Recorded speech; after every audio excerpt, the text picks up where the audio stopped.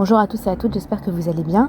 Je vous retrouve après une pause la semaine dernière. J'ai pas pu être disponible pour faire la dracha comme d'habitude.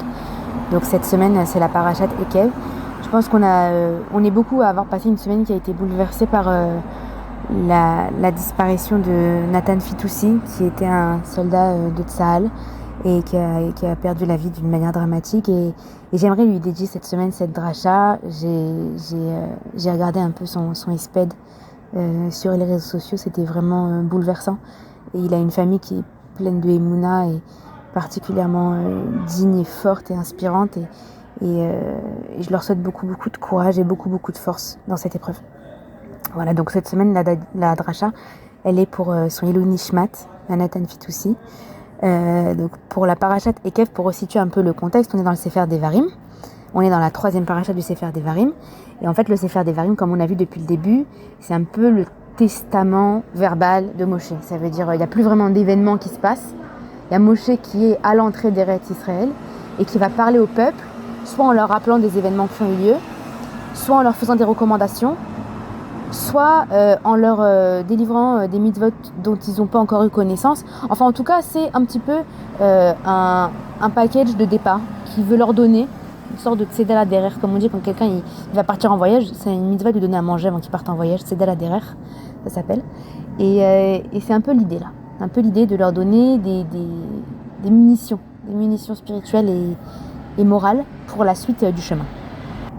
Et ce qui est très beau dans le Sefer Devarim, mais dans cette paracha également, c'est que les paroles de Moshe, elles sont très actuelles, elles peuvent vraiment nous parler. On a l'impression qu'il y a quelque chose de personnel. Il y a comme un dialogue qui se passe, qui peut parler à chacun d'entre nous finalement, et qui ne concerne pas seulement cette génération qui est dans le désert et qui va bientôt rentrer en Israël.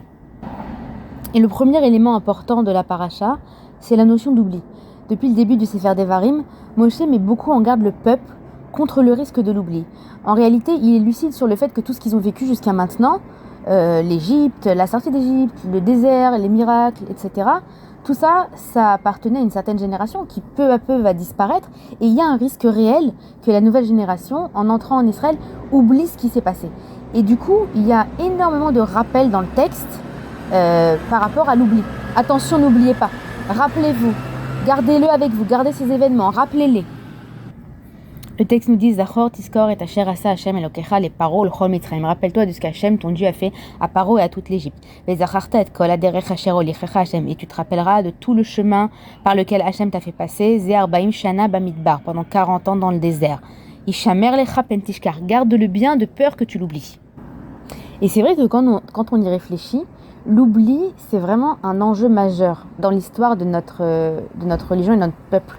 On peut réfléchir combien de fois dans une journée, dans une semaine, dans un mois et dans une année, on rappelle ces événements. Finalement, ces événements, ils nous accompagnent tout le temps. Dans la Tfila, on en parle. Dans les Shabbatot, on en parle. Je parle pas de Pessah, de l'El Seder, on en parle dans les parachutes, on en parle aux enfants. On en parle tout le temps de ce qui s'est passé dans le désert, de ce qui s'est passé en Égypte, du fait qu'on a été libérés, du fait que Hachem nous a permis d'entrer en Eretz Israël. C'est quelque chose qu'on garde. Et finalement, peut-être que c'est ça qui a permis au peuple juif, à travers les âges, de garder son identité, de garder sa cohésion et de survivre en fait, et de survivre. Et je pense qu'on peut faire un peu le rapprochement avec ce qui s'est passé il y a 70 ans avec la Shoah. Il y a les derniers survivants de la Shoah qui sont en train de partir les uns après les autres. Et il y a cette question du devoir de mémoire. Qu'est-ce que c'est que ce devoir de mémoire? Pourquoi on a ce devoir de mémoire? C'est un peu la même idée. On a ce devoir pour eux, on a ce devoir parce que cette mémoire, elle constitue notre identité. Et on doit s'efforcer de se rappeler. C'est quelque chose d'actif en fait. C'est parce que si on agit de manière passive, alors l'humain il a tendance à oublier. Cette mise en garde de l'oubli dans la paracha, elle est intéressante parce qu'elle va nous amener maintenant au deuxième point. Il y a une deuxième mise en garde qui est liée à la mise en garde de l'oubli et qui va nous expliquer d'où vient cet oubli. Comment l'homme peut se retrouver dans une situation où il va oublier. Et donc le passouk qui va suivre un peu plus loin dans le texte nous dit Pen tochal, de peur que tu manges, vesavata, et que tu sois rassasié, ou batim tovim tivne, tu construises de belles maisons, veyashavta, et tu t'installes. Ou bikacha vetsonecha, yirbun, vekesef, vezahav, tu vas avoir du bétail et de l'or et de l'argent, lecha, à toi, vekol asher lecha yirbe, et tout ce que tu as, ça va fructifier. Ça donne envie, hein. Veram levafra, peut-être que ton cœur va s'enorgueillir, veshacharta et Hashem elokecha, et tu oublieras Hashem ton Dieu, amotzi meret Misraim et bet avadim, qui t'a fait sortir de la terre d'Égypte, de la maison d'esclavage. En fait, Moshe Rabbeinu, il ne nous met pas en garde contre l'échec, il ne nous met pas en garde contre la perdition. nous met en garde contre la réussite. Et c'est assez intéressant de se rendre compte que ça, pour le coup, c'est vraiment actuel. De se rendre compte que la génération dans laquelle on vit, avec toutes les crises et avec toutes les inflations possibles, on vit dans un confort et dans une société d'abondance que nos ancêtres n'auraient même pas pu imaginer. Ça veut dire que on peut remonter un peu dans les générations. Leur défi à eux, c'était beaucoup plus de savoir comment boucler les fins de mois, comment réussir à cuisiner les restes, à vivre avec peu. Et c'était d'autres défis et d'autres enjeux. Je ne veux pas sombrer dans la démagogie et dire que finalement, il faut vivre dans la pauvreté. Mais c'est réel et je pense qu'on le ressent tous, que l'abondance et le consumérisme et le fait de se vautrer dans quelque chose d'excessif finalement au niveau matériel, c'est clairement un enjeu. C'est clairement un risque de se déconnecter, si on veut parler d'un point de vue spirituel, alors de se déconnecter de Dieu et de ses origines, mais même de se déconnecter de soi-même. Si on veut déconnecter ça un petit peu détacher ça un peu d'une conception juive, même si on veut parler de manière neutre, c'est pas pour rien qu'il y a beaucoup de gens aujourd'hui qui retournent au minimalisme, qu'il y a beaucoup cette philosophie qui se développe. C'est parce que les gens sentent qu'on a besoin de se reconnecter à quelque chose de plus essentiel et de plus authentique. Et il y a un deuxième enjeu dans cette situation d'abondance et de richesse, c'est d'en arriver à la conclusion de se dire ça veut dire que c'est par la force de mes mains, c'est par la sueur de mon front que j'ai réussi à amasser tout ça.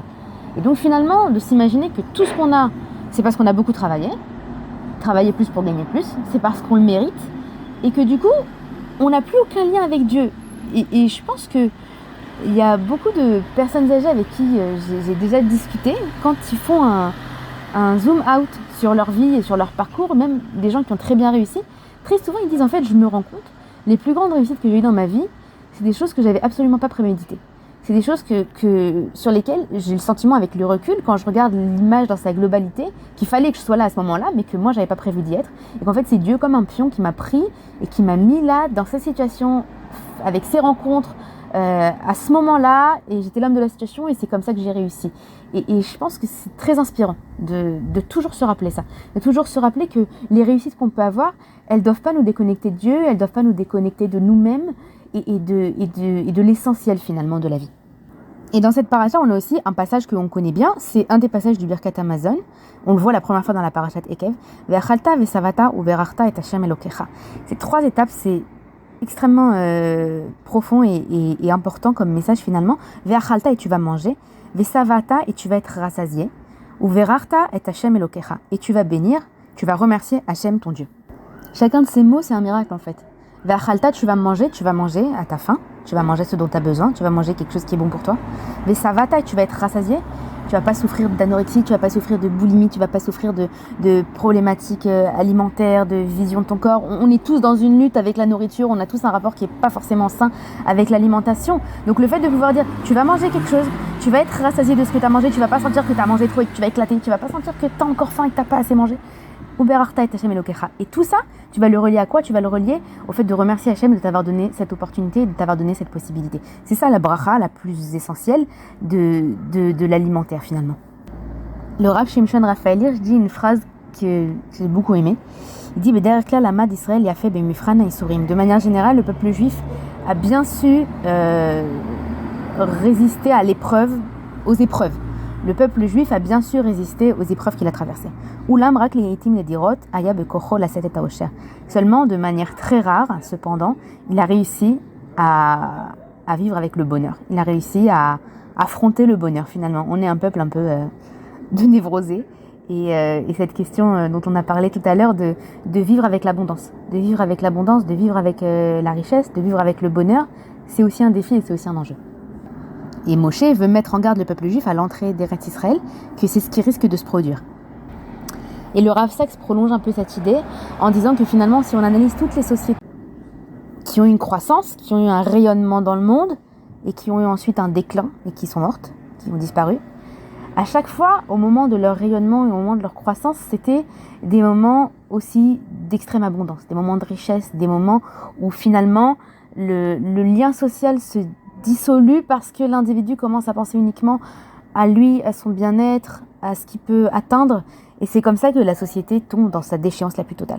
Et toute cette question de mise en garde de Moshe Rabbeinu, de mise en garde qu'on a dans nos textes, dans le Birkat Hamazon, qu'on a dans cette paracha, et qu'on a tout au long de notre histoire finalement, savoir qu'il faut faire attention à ces situations-là, ne pas oublier, garder les choses en mémoire, garder en mémoire qui on est, garder en mémoire quel est notre rôle sur Terre.